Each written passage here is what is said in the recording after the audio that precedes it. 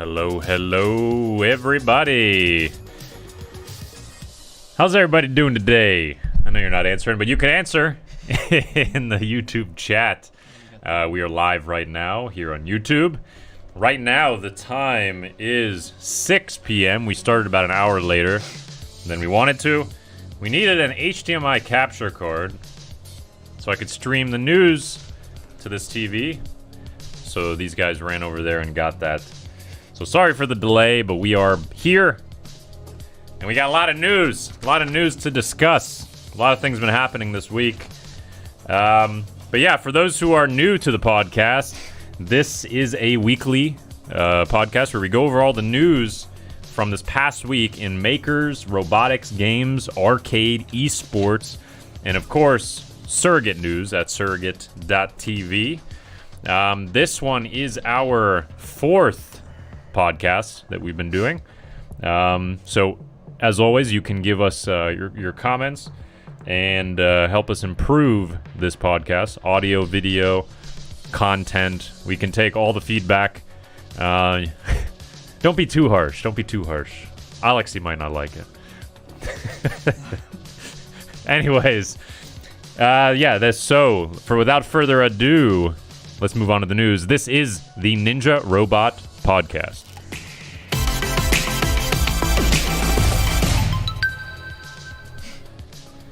All right, starting off in what I thought was the funniest news of the week. It's more of like a general one before we go into our specific topics. I got this from The Verge. Meet the 24-year-old who's tracking every broken McDonald's ice cream machine in the U.S. So you can check this website out the next time you're looking for a McFlurry. The dude is mapping all of the McDonald's in the country, in the United States, for which ones are broken. So I guess in green, these are actually, they have the machine working, and you can see here, it's, so if you go to this Crescent City, apparently you can get a McFlurry right now.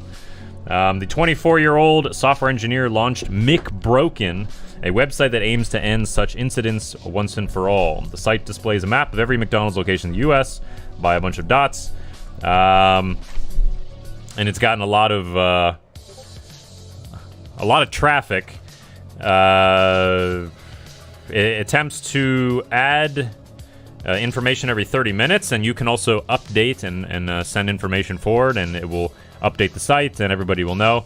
Even McDonald's came out and said that from the VP of U.S. Communications, David Tovar, said only a true McDonald's fan would go to these lengths to help customers get our delicious ice cream.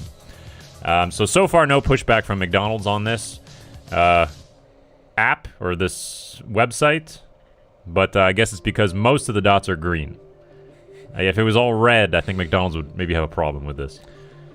So wait, yours says, I'm on the website now, so I got more live updates. McBroken? Yeah, McBroken.com. Yes. So it's just under 10% are broken. Okay. I don't believe that. 10% in the US, that's a lot. More. I feel like it's more. Okay. But it says that New York has the highest. 23.9% of the machines are broken. That's like every fourth machine. Yes. That's nice. Out of 100, so. Wow. Somebody needs to get into the McFlurry machine business and take out whoever's repairing these, because apparently they haven't worked for... Since I was a kid, there was always a joke that the ice cream machine never works at McDonald's. They didn't figure that out in the last 20 years, how to fix a ice cream machine. Anyways. We got a comment already on YouTube here. Bolan said that. Talked to McDonald's employee about it in the past. Most of the time, it's not even broken. It's just that it's on a cleaning cycle. I've actually worked at McDonald's, and it's really? True. Yeah, right here, the one next to us. I worked there almost 2 years. Yeah. Okay. I'm a veteran. Yeah, actually, I remember reading a YouTube or whatever article about this. The machines are not actually broken, but it's easier to tell the customer it's broken than it's in cleaning. It's a lot of work actually cleaning it up. Why would you say it's broken then? You can just say it's in cleaning. Because you get so many questions like, wow, you haven't done your job. Really? Yeah, well, man, McDonald's people are, customers are unfortunately, I can say this, they're probably some of the worst customers there are. I eat at McDonald's every day. What are you saying about me, Alexi? Well, no comment. Where are my chicken nuggets? No comment. You didn't do your job. This is the wrong dip. I said cheese. Yeah. So anyways, in the app here, you can see like this. And it looks like in this picture, they're all offline. But yeah, that's the funniest news, sort of supposed to be the biggest news I saw of the week, but that was the funniest. So we'll move on to our first topic of discussion, and that is maker news.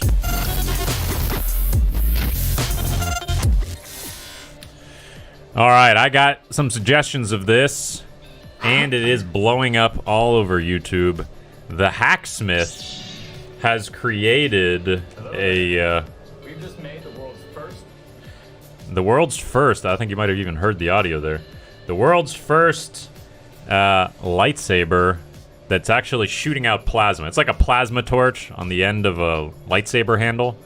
If I could skip forward here, let's see if I can.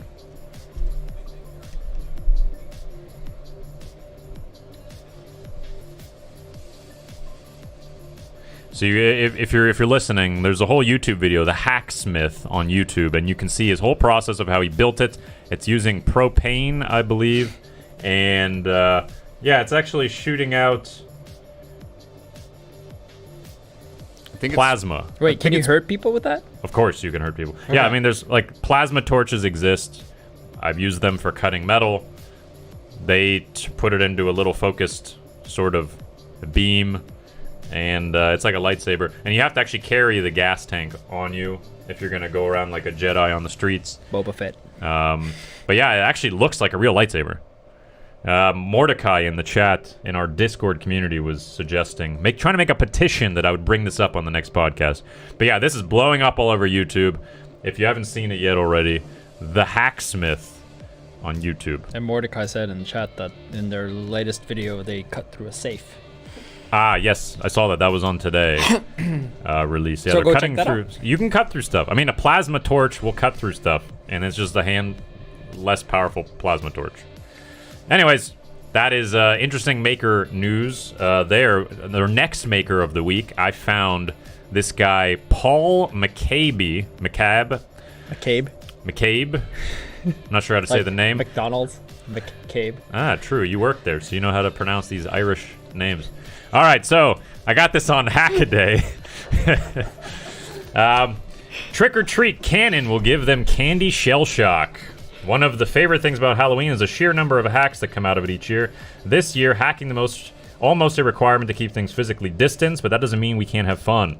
This guy, Paul McCabe, made a mortar which shoots candy at the children from across his yard so he can socially distance. So you can see here he sticks these shells inside, and you're gonna see he fires it, and it's gonna shoot across his yard to where the kids are. And he was apparently gonna do a parachute idea. See, it's foot powered, and boom, shoot candy at the kids. The kids have to duck for cover. It's gonna be like D-Day all over again. It's Candy Day. I find this funny. You know how these like memes are going around, how you gotta watch out in the candy like for razor blades, or people putting like super random objects nowadays in the memes. Yeah. This guy took a step further. He's shooting the actual candy at you. Yeah, the candy will harm you. It's like not just ammunition. Your teeth. Not just your teeth. You're getting like a Twizzler hurled at you. Yeah. So he built it really simply, a Nerf ball as a spring, and then he's got some pieces of wood, and then just a toggle switch, and yeah, it shoots compressed air. It's like a t-shirt cannon or a potato gun. Yeah, potato gun, right? And it's like shooting your candy at the kids on the street. This guy only has 1 subscriber on YouTube, so if you guys like his project, go give him some subscriptions, because this is kind of funny. Let's see if we can help him out. One subscriber. We don't have a lot, but go see him. If you can find him on Twitter, tweet him this live stream. It'd be interesting to see if what he'd say about this podcast. But yeah, I don't know if is he trying to attack the kids, or is he trying to actually give them candy? Like my question is, up to you. how large lawsuits are there gonna be? And I want to see the head news. Candy shot in the head over children. Yeah. Yeah, I guess in Finland this would definitely be illegal. But even BB guns, but you can't walk around with a BB gun. Funland! Right?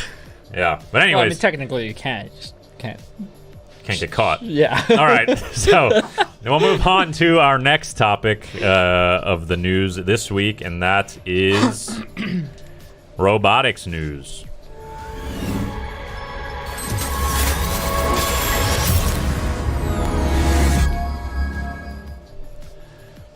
All right. This first topic of robotics news, I got this from robotics3d.com. Robot to detect and assess potholes being developed by University of Liverpool, UK. They have announced at the University of Liverpool a new spin-off company, Robotics3D, to take forward a new technology that has the potential to radically transform road maintenance. I actually got this on Traffic Technology today. I've never heard of this website before, but the robot was interesting. So it's going to drive around, find potholes, and fill them in, and it's going to do this autonomously. At least that's what they're planning on creating this robot for. Wait, it just finds them? Yeah, it just rolls on the streets. You see it rolling. They hating. It loads some potholes, and then it keeps on rolling. Okay, but it doesn't fill them. It fills them. Oh, it fills them. Okay. Yes. Right. Okay. Or it doesn't just say, hey, there's a pothole, Yeah, that's and what I drive meant. away. I was like, that's not a solution to anything. No, it fills the potholes, so that's the interesting thing about Yeah. this. So, yeah, they will develop an artificial intelligence-driven robotic system to address the national and international pothole problem. The proposed system will be able to autonomously detect and characterize road defects, such as cracks and potholes, assess and predict the severity of each such defects, and fix cracks so they do not evolve into potholes. That's cool. So, I mean, that makes sense. I can see this completely being in the future, just robots running around and fixing sidewalks and buildings and painting things and just doing it by itself. No one's going to have to think about that. Yeah. Eventually.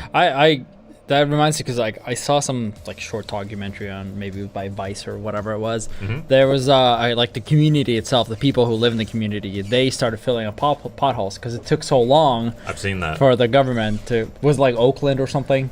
I don't know. There's like an actual movement, I think, online of people just going around and fixing their city's potholes. Yeah. And then apparently it's illegal. Yes. So they're doing it covertly in At the dark. nighttime, yeah. And filling in people's potholes. And then some people even draw pictures on the pothole they fixed. Yeah. And it's like a big but it's like an event for finger them, to the city. But it's like, you guys should actually support this. Yeah. Oh. But it was cool because it was like a movement for them. Because like after they've done filling up potholes for like multiple hours at nighttime, they get together, like drink beers and kind of celebrate like pothole crew. I wonder if they have leather jackets that says pothole gang on the back. Pothole gang. Pothole gang, bro. Hashtag pothole gang, everybody, on Twitter. I'm sure it's going to be trending. All right. Next in robotics news this week, the LA Fire Department just hired America's first firefighting robot. On Tuesday, the 3,500-pound RS3 robot helped to put out a fire in downtown LA. It's that one on the back of that trailer there. How's it helping? It can shoot water. Right. Like a firefighter robot should. I was just wondering because there's a burning building just sitting in the back of the trailer. Oh, that's true. It's obviously not helping right now. No, that's what I was like. It didn't really do anything. Yeah, I mean, I guess that was the full video. It's like, yeah, there's a fire in the background. There's a robot. We need more answers. It was there. There's still smoke. Yeah. It's like, I was at 9/11, 100 miles away. It was terrible. But it's kind of like this is what this robot says. like those bomb disabling robots or whatever you call those, like the crews that come and disable bombs. I guess it's like that, except now it shoots water.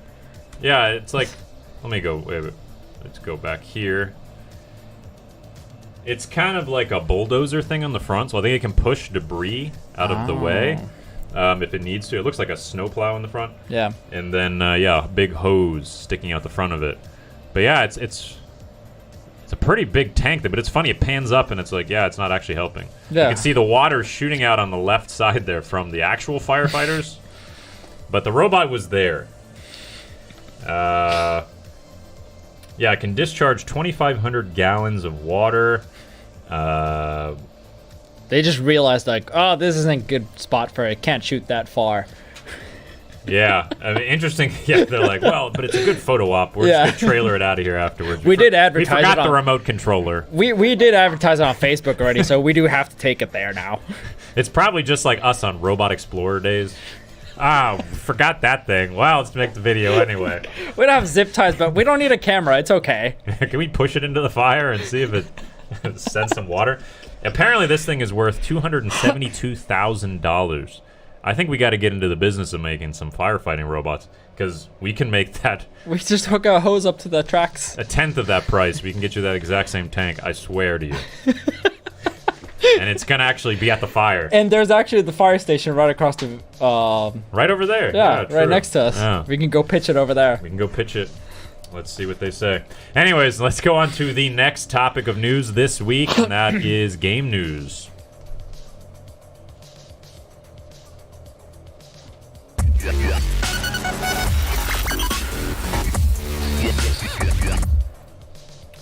All right, I got this news from the website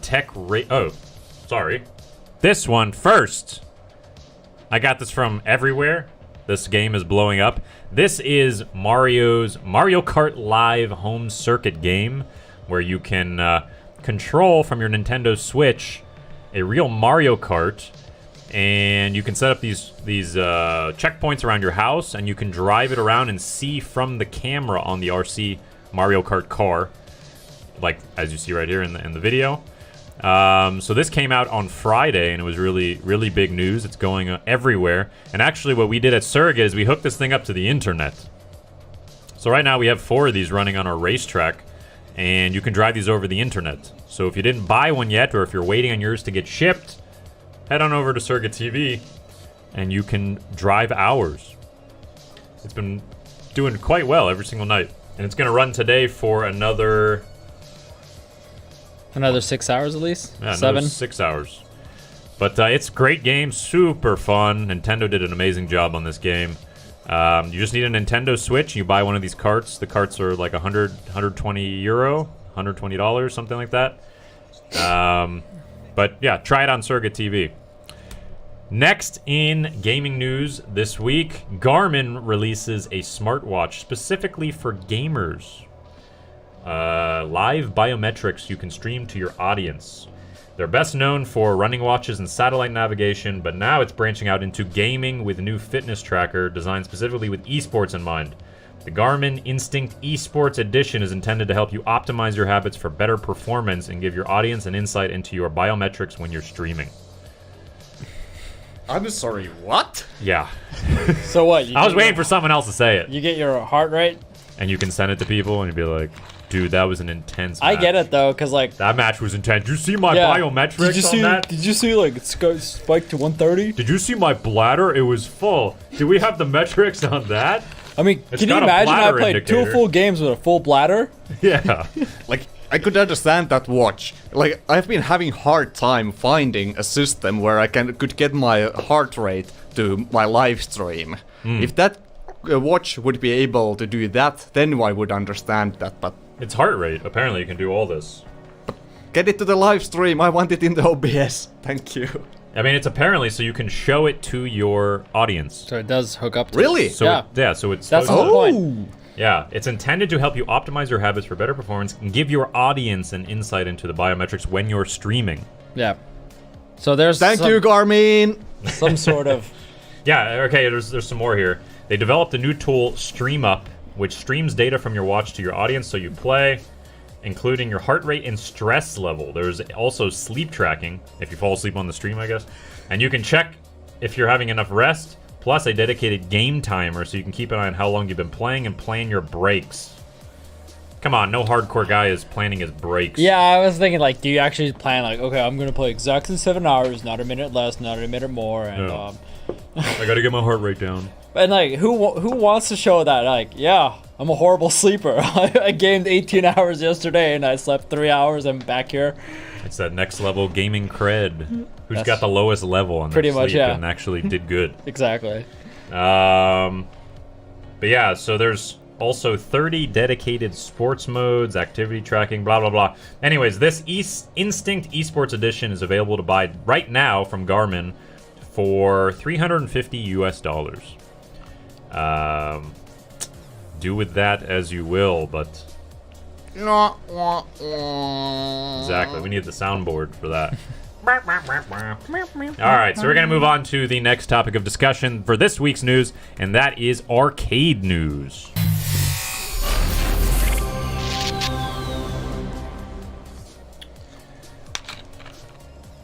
Alright, a Seattle arcade unveils touchless pinball machines. Seattle arcade closed for 8 months due to COVID pandemic, invented a new feature to bring back customers still concerned about spreading the virus, touchless pinball machines. Adaball Amusements in Fremont. Did she say Washington or Seattle? Seattle. Yeah. Fremont, Seattle. I guess it's a subsection of Seattle. Suburb. Anyways, area. They closed its doors early in March to slow the spread of a coronavirus outbreak, and co-owner Brad Johnson said employees started discussing possibilities to resume gaming before the business reopened its doors this week. Our genius employee Alex, aka Sleepy, came up with the idea of putting pedals on a pinball machine using foot-operated controls. He said employees worked on the idea for 2 days before revealing a prototype of a pinball machine operated completely by foot pedals. The business reopened this week at 50% capacity in accordance with COVID-19 guidelines, and the touchless pinball machines were revealed to the public. So let's see if we can... Did they show it already on the screen? Or... Yeah. So you saw the guy hitting with his foot. Okay. Yeah, right here. I mean... How are you going to nudge that machine? Like, you kick it, probably, after you touch it with your feet. Boom! Kick it a couple times, then you smack the pedals. Yeah, I mean... It's not the same, is it? The whole point is that you're leaning on the machine, you're in it, you're in the game. And you're sitting in front of it and you're hitting with your pedals. Yeah, you're just... I mean, come on, can't you just put on some gloves and then flip out the gloves and then... Yeah. Why? Look, the guy has his hands up in the air when he's playing. The funny part is they're playing this and they have no masks. So it's like, you kind of No, that guy they had masks they did? when they were playing. Oh, I missed that. Oh, mask while playing. True that. Yeah, while they were playing. I don't know. Why can't they just use gloves, though? Or disinfect the machines? Like, they went through all the effort. They could have put a pack of gloves next to that pinball machine. Or had a guy who comes around and wipes it after you play. I don't know. Like, what's the... I don't know. I don't know. Make it harder to play pinball. Anyways, good for them, I guess. People are playing, apparently. It's been going all over the internet. I've seen this in a few forums and groups that I follow. So it is spreading around. It's amazing because it's quite easy. You just hook up some pedals. I don't know. I want to ask the YouTube chat, if you guys are watching this, like, what do you guys think of this? What do you, like... Yeah, would you want to play this? Or, I mean, if you play Surrogate, you can just use your fingers. And if it makes sense to you, tell us, like, how. like, the biggest, like, what I have is, how do you nudge the machine? Like, that's the number one thing pro pinballers are saying about our machines. You can't nudge them. Yeah, like, and then you're there in person and you still can't do it. Yeah. I would rather we hook something up to nudge our machines than play with your feet. I don't know. It's pretty odd. I don't know.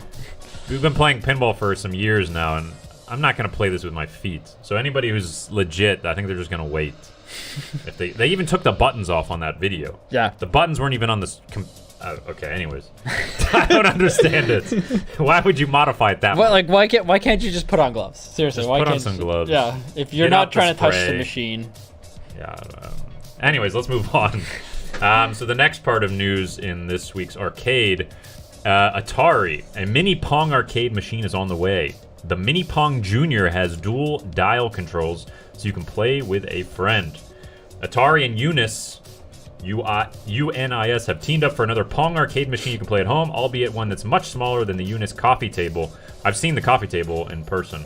It's pretty cool. The Mini Pong Junior has a 7.9-inch LCD screen and 2 classic dial controls, so you can play with a friend. If you go it alone, you have 10 difficulty settings to choose from. There is no built-in battery, but you can install rechargeable AA batteries, blah, blah, blah. You can also use the USB. Yeah, the coffee table one's awesome because it's actually using stepper motors, and you're moving a physical pixel, looks like a pixel around. But this looks just completely digital. But I guess you can have 2-player, and it's... I think the coffee table is better. The coffee table one it's super... I saw it in Vegas when me and Stan were there at CES. The coffee table was fun. We played that many times. Should we order one? They're pretty expensive. I looked them up. Damn. It's like a couple thousand for the coffee table one. But yeah, you can get your hands on the Mini Pong Junior, which Unis manufactured this holiday season. Unis is based in China, is handling distribution in Asia, and Arcade 1-Up is doing in North America. Yeah, Arcade 1-Up, that's who I saw in Vegas. So they had some other cool games at their booth. Unfortunately, for us this year, CES was canceled, coming up in January. So not going to see it this year, but maybe the year after, 2022. But yeah, but also we know that Atari is, at least I know, I've been following this. They have this new console coming out, the VCS, which is supposed to be like their new actual console. You can hook up to your TV and stuff. And that's been getting delayed like crazy. And everybody's saying it's like a scam. So I don't know if they're going to deliver on this earlier than the VCS, which they've been promising forever. But let's see. I want the VCS, but I'm not putting the pre-order. Because no one trusts them right now. It's been pushed so much. How long has it been pushed? I don't know. It's got to been years now. Oh, I think it feels like that. I don't know. It might be. So it has nothing to do with COVID? Nothing to do with COVID. Okay. It was like a pre-order campaign. They took like the old styling of like the old consoles, like the wood, and then they made it look modern. Oh, okay. But anyways, it keeps getting pushed and pushed and pushed. In reality, all it is like a Raspberry Pi with an SD card that has a bunch of games. Like, it's overcomplicated, and it's just in a cool box. So no one knows why it's taken so long, but it is. But anyways, that's not arcade news. That's more like games news. But anyways, let's move on to the next topic of this week's news, and that is esports.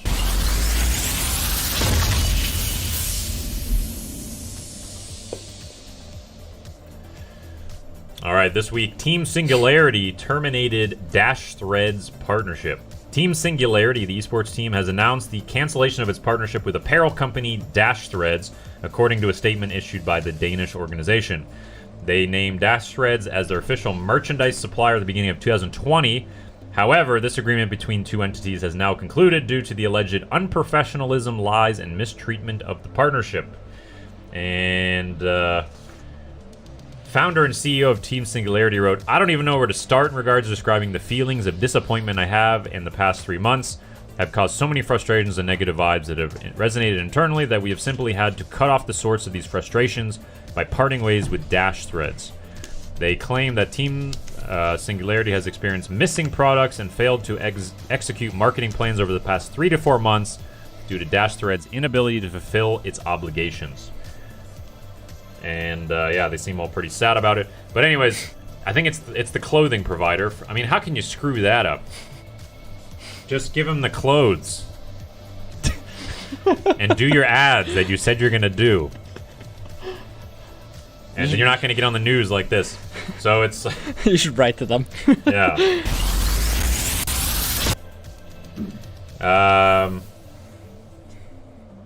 Yeah, I mean, I don't have much to say about that. It's clothes, and you screwed it up, and now they dropped you. So now they can go to Nike. that's that. But it's a big esports team, Team Singularity. Yeah, it is. They look pretty fly in those clothes. That's what I'm saying. What do you think of I guess they're gonna esports get new like ones. outfits? What's your opinion on them? They look like soccer players. Right? Yeah. Yeah. I mean, I guess you gotta have breathable clothing. It gets pretty intense. Yeah. Yeah, I Sweat mean, in the armpits. I can promise you, when you have computers of a like big tournament, you have a big arena, all the LED Yeah, you walls, sweat for all the sure. lighting deck. It's gonna get hot. I personally, I'm not a stage. big fan of like tech wear. I just think it's so comfortable for some reason, but Uncomfortable. yeah, I'm comfortable. Oh, okay. Yeah, I don't. It's I like like wearing sports like clothes. cotton when I sweat and stuff. So It's kind of, I don't know. It's mostly for branding. So you Yeah. can have all your logos all over it, and then it's like, well, if you're going to go that far, you might as well get like breathable material, and then you might as well make it look kind of cool and shiny. I think it's So about now this- you got that. I think it's about the sport aspect. If that's what the whole industry wants to push, that it's an actual sport. And Yeah, I that's guess if part it of was all cotton shirts that those guys are wearing, it would maybe feel less they legitimate. look like a startup, maybe, you know, like startup T-shirts. Yeah, Pied Piper esports team. Exactly. That's how it would look. But yeah, they look legit. I think there's a lot of you can still do with like esports uniforms, in my opinion. I feel like you can go outside the box. At some point, some company or some brand will come out and like do something really crazy. That's just my opinion. Like dresses, and they'll all be on stilts. They're just like huge. I don't know. 10 like feet tall, Oktoberfest dresses, outfits. Cirque du Soleil esports team. I don't know. I just feel like there's something that you can still make yourself stand out even more with the outfits. Yeah, like LED displays and light up stuff, and then it changes Now when we're you're thinking. playing, and then you have that Garmin smartwatch, and then you're getting stressed, like the levels are building up on your shirt, and it's It like changes like fluctuating color with from like music. green to red if you're like super stressed out or Yeah. something. And Have then a heartbeat when you, monitor. Yeah. on your Yeah, and then chest when you die, it's like disappears. Or if you win, it like does explosion and smoke shoots out the. We can keep going. They're just like We're walking. gonna make a T-shirt startup next that's gonna be for esports to it's look like they're badass. they're like a walking LED advertisement. Exactly. They just glow. They glow excellence and success. Anybody's wearing those shirts is definitely going to be losing. Anyways, let's move on to the next esports news this week. Blast Premier partners with Nubia Technology ahead of fall series. They have named Blast has named Nubia Technology as the latest partner ahead of the firm's upcoming Counter-Strike fall series. As part of the deal, Nubia Technology's Red Magic 5S gaming phone will be promoted through the Blast Premier Fall Series. Moreover, the film has been named as an official sponsor for the CSGO competition, which is going to commence in October 26th. Have you guys ever seen this phone before? Have you ever heard of a Red Magic Nubia Technology phone? Never. This must be some Asian more of a phone. I don't know. I don't know about phones in general because I'm Team Mac, and so I don't know anything else. So You don't have a phone, you just walk around with a Mac on your face? No, I do an iPhone, and that's the only Well, that's phone not I a know. Mac. I'm that guy. I'm that guy. I don't even know what it Apple, is. It's Apple. like a Mac in my pocket. I was talking about Big Mac, Ah, that's true. At McDonald's, he used to work there. That's why. lifetime supply. Like my issue is with what is an esports phone? It's a Like gaming phone. gaming phone. I mean, I know they have like we've said on previous weeks that there's these big, huge gaming, like esports, mobile tournaments and companies who are building platforms for mobile esports. So it's becoming huge. So I guess in Asia, if this is where this is actually from, this Red Magic, I don't have it in here, but I'm guessing it is. Maybe it's a huge market. A lot of people who love PUBG and CSGO, and is CSGO on mobile? There are some ports. Like, Okay. it's not official, but there are some CSGO-ish games.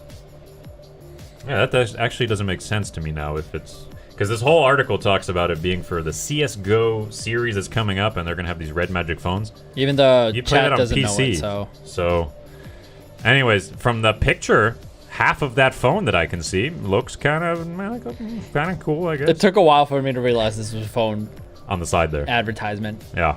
and that means it's not good advertisement. Well, I pulled this off of the article. Oh, did you cut it?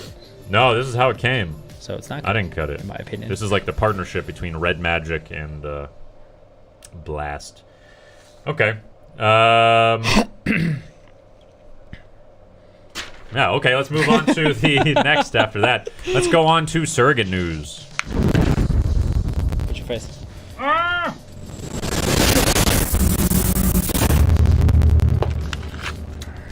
All right, a lot has happened this week at Surrogate. As I sort of hinted at already, we launched Mario Kart Live Home Circuit online. So normally this game is played locally, so you can buy it and you play it in your house. We hooked it online. We have this awesome racetrack that you can play right now, but also we made a video showing you how we did it. So you can go to YouTube and look for this thumbnail. Just search Mario Kart Live Online or just go to SurrogateTV and you'll find it. But here is a sort of preview as to how it looks when you play the game. It's split screen, so we actually took 4 feeds from 4 different Nintendo Switches, put them on the screen, and all the watchers can watch them battling it out on this super awesome racetrack that we built. And all those arrows light up, and with the AR, like, this game is awesome. I love this game. I've been watching it constantly. Everybody seems to have a blast with it. And of course, it's free on Surrogate TV. So you just go, you queue up, say if you want to be a Mario or Luigi, and then just wait your turn, and you will be racing from wherever you are in the world. Have you played a lot of games? Yeah, but I try to let people play as well. There's been some big queues. Huge queues. Lots of queues. But it's a good thing. We want big queues, even though people hate the waiting. People hate waiting, and people try not to tell anybody about it, but then they gotta wait for a little bit longer. Because so people try to... I don't know. It kind of works against us. People like it so much they don't want to tell anybody because then the queues will go up. So how do we combat that? I don't know. We got to make more racetracks or get some more games online for them to play. But yeah, you can still get in a lot of games because I think the first day there's some people who got 10, 11 games in. So you can still get in plenty of games. It doesn't mean you don't get to play, but you do have to queue. Yeah, you got to queue, but it's worth it, and people have been having a lot of fun with it. And you can always talk on the chats meanwhile while you're watching, queuing up. Yeah, it's pretty fun as a watching experience. It is. Which is not normal for this game, obviously, if you're just playing in your house by yourself. Here you get to enjoy it with 100 people at the same time and chat about the game and talk trash before your turn, and yeah, it's a cool new experience, especially with this Nintendo game, playing things in real life. Just like every week, we have Robot Explore, and this week we did a little bit different. We took the robot Sphero rover that we have, we put the camera on it, and we took it out to Mario's racetrack, and we were actually, so everybody was playing that new game that we hooked up, and we were driving around being like the police because some people didn't want to queue up. So in the beginning of the game, you have to queue up, and then it starts the game, and then whatever. But some people just keep doing laps over and over and over and over, and being it bad. So let's see if I can skip ahead. So this is the view from our robot. So we're like guiding people. Hey, go back to that starting line. And we started following people and doing some rolling shots. It was pretty fun. You can see us, yeah, you can see us laughing on the right side here. Just chasing down people, helping people. But you can see from the track, it's awesome track. And next week, I'm not exactly sure what we're going to do, but this is every Wednesday we have Robot Explorer. And we always either go somewhere with a robot on 4G, or we'll do some scavenger hunts, or we'll do something where we explore stuff. Robot Explorer. I would want that robot to be more often on that track. Yeah. Just like have like maybe half an hour a day where it just goes and patrols around. Yeah. Some people were suggesting in the chat that we should put the blue light flashing. Yes. So we're like the police. It becomes like Need for Speed. Come up behind them. And they're like, oh no, the Popo's behind me. Yeah. The blue light's getting brighter. I know some people were a little frustrated with the rover patrolling, but I like that it's a nice aspect. Little bit order to that chaos that was the starting line. Yeah, the starting line it's the only clunky thing right now. It's because you have to go to a certain spot in the game to start the game. But if the person wants to be a troll or just doesn't understand what's going on, then they just keep driving around and they have no clue. Yeah. But people are getting better, and the chat helps people, so it's a very nice time, even if you don't know what's going on. Somebody will help you. And Fierceware said over here in the YouTube live that you should definitely do it again for Robot Explorer. Maybe we'll even open up to Patreon supporters, which we do sometimes. Should do that. Patreon supporters can be the patrol. They could take for turns about an hour. Patrolling, yeah. Yeah, maybe next Wednesday. Let's think about it. Let's see what Stan thinks. Yeah, one thing I have to say usually against these things. One thing I have to say. Shout out to Stan. Shout out to Stan. We appreciate your work. It's like Stan has entered the chat. Stan has entered the chat. No, Stan has exited the chat. One thing I got to say about the starting line, it is really like you have to get into a formation, press X. And I got to say, the players we have had, only a minor part of them have been trolls, and I'm very pleased about that. Yeah, most people have been good about it, but some of them end up making us sit there for 5 minutes because they just want to go away. But then we were like, hey, we got to implement a system where we can take over this robot, and now we have it. So if you're a troll, after one lap, you're gonna get removed from the game. So we can take over any robot we want, and obviously we can kick anybody who's messing around too much. So just have fun. Just play the game like it's supposed to be. There's a leaderboard and everything, so you want to go against people. We might even have a competition going next week. I get it So you want that to get some games in. I get it that some people probably like they're a little bit, at least in the beginning, in awe of the track.